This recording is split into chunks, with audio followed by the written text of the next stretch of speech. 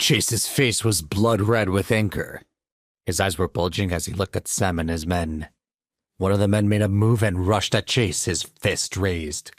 He quickly sidestepped his attacker, and the man lost his balance and stumbled forward onto the floor. Chase managed to outmaneuver him in one fluid motion. Onlookers began to whisper to themselves. Wow, look at that. Dodged him. Did you know he could fight? He's quick, man. Wow. What the crowd didn't know was that as a boy, Chase's family had enrolled him in martial arts training. He had learned from experts from all over the world, one of whom was a master of Hapkido, a Korean martial art that uses an opponent's body weight and movement against them. He had been taught by his sensei that it was better not to fight at all. Whatever could be done to defuse a situation without violence was always the preferable option. But if he had to, he would fight.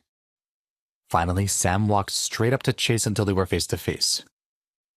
You're not so tough compared to me, he said. Do you know who my brother is? He's the restaurant manager. He could have you arrested in a second if you so much as lay a finger on me. At this revelation, the crowd began to exchange even more excited whispers. What?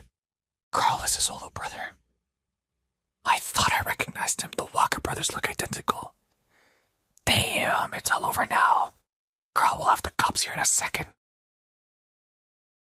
As the restaurant manager of one of the most high-end establishments in town, Carl had a lot of power. All reservations went through him. It was said that if one couldn't get a table at Blossom Thai, it was a sure sign that the power and influence was coming to an end. Such was the power that Carl could wield. It's all over, someone echoed. The crowd grew concerned for Chase and Celia's well-being, but he was unfazed. Who cares if Sam's cousin was the restaurant manager? His family owned the entire building. A restaurant was nothing. He walked right up to Sam and grabbed him by the shirt collar. Celia gasped in preparation for what Chase was about to do. Unbeknownst to Celia and Chase, Mary was sitting in the lobby, waiting to go upstairs with some friends for dinner, and she'd seen everything. She had not believed her eyes when the three men cornered it and dragged Celia to the elevator. Of course, she hadn't stepped up to intervene. She thought it better that Celia and Chase get taken down a peg or two. She hadn't expected him to actually show up just in the nick of time. And now she was rather displeased to see Chase teaching the men a lesson. Her friends were also surprised. Mary, one of them said, is this the same good-for-nothing that had it out for your cousin Jenny? He's amazing. Mostly her friends agreed that Chase was heroic. Someone said, I would marry him in a heartbeat. But Mary just rolled her eyes. She knew who he really was. And his being willing to take on the restaurant manager just proved how idiotic he was. But still, there was something about Chase that she just couldn't put her finger on. She pulled out her cell phone to take a video. Meanwhile, Sam was growing increasingly furious. He clenched his teeth and roared, If you dare touch me, my brother will call the cops on you. Chase did not care. He gripped tighter onto his shirt collar and shouted, Who ordered you to her up? Sam was silent. Chase knew that Sam was paid for. He needed to know who was behind it. He yelled again, Who? Who sent you to hurt my wife? Sam held the secret close. He spat out angrily. You've watched too many silly movies. I wasn't tired. I was just thinking about your wife's beauty. Chase was losing a little patience. He had left. I will ask you one more time, he said with venom in his voice. Who paid you? Sam laughed wildly. Ease up, man. Your wife's just... Chase couldn't bear it any longer. He Sam as hard as he could into the marble wall behind him. Sam hit the wall with a thud and crumpled to the floor. The onlookers quickly backed away from the scene and went back to their business, afraid that when the cops came they would be implicated in this matter.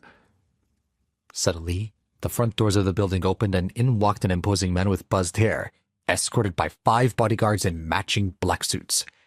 The man with the buzz cut kicked a chair out of the way that was blocking the path. It was Carl, the restaurant manager. Those still left in the lobby hurried to the perimeter, hoping to avoid crossing paths with him. He walked right up to his little brother who was still on the ground. After checking on Sam, he spoke calmly but threateningly to Chase. "Are you the one who did this?" Chase didn't answer. Instead, he said, "Are you Carl?" He stood up and walked over to Chase. "Do you think you can get away with hurting my little brother?" he said. "How stupid are you?" Everyone was speechless. They couldn't believe that Chase had just thrown Sam into a wall. They figured he was either stupid or crazy. Sam's brother, Carl, was well known throughout the city as the manager of Blossom Thai. He had a lot of people behind him and he wielded a lot of power. To the onlookers, Chase was just Chase, while Carl had 5 people ready to intervene at his command. Who did Chase have? Mary's friends shook their heads in dismay. "He's a man," someone said. "Carl will have him thrown out of here in seconds." "If he's not arrested first," added another. Someone else said, "I've heard that Carl is an animal. What if he kills him?" Everyone's eyes were filled with pity, but no one dared to step forward. Even Celia remained on the sidelines. She had been thrilled when Chase had quickly put an end to the advances of Sam's men, and glad to see that it was him who had come out to scuffle with Sam unharmed. But when Carl appeared in the lobby, she began to panic. It wasn't that he was fearsome, which he was, but that he had many men there for backup. There was no way Chase could defend himself against them all. Slowly she worked up the courage and walked to her husband's side. She grabbed his hand and said in a nervous whisper, "Let's go." "You want to go?" He responded back a little too loudly. "You didn't want to be anywhere near me earlier today, and now you want me to come with you?" Chase's adrenaline was no longer sensing friend from foe. She shrunk back, afraid to say anything else. Suddenly his smile comforted her. "I'm sorry," he said gently. "It's okay. I will take care of this. If you wait for me over there, I'll be with you soon and then we can leave." He gestured toward the couches near the entrance of the lobby. When he heard this, Carl laughed loudly. "That's great," he said. "I could have you arrested with the snap of my fingers and then you'd still think you'd have this situation under control." Chase gently pushed Celia away and turned to face Carl, his expression indifferent. Wait, that's not the end. You've just had a free taste.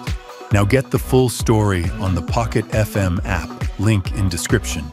Check out our next video and playlist, and don't forget to like, share, and subscribe.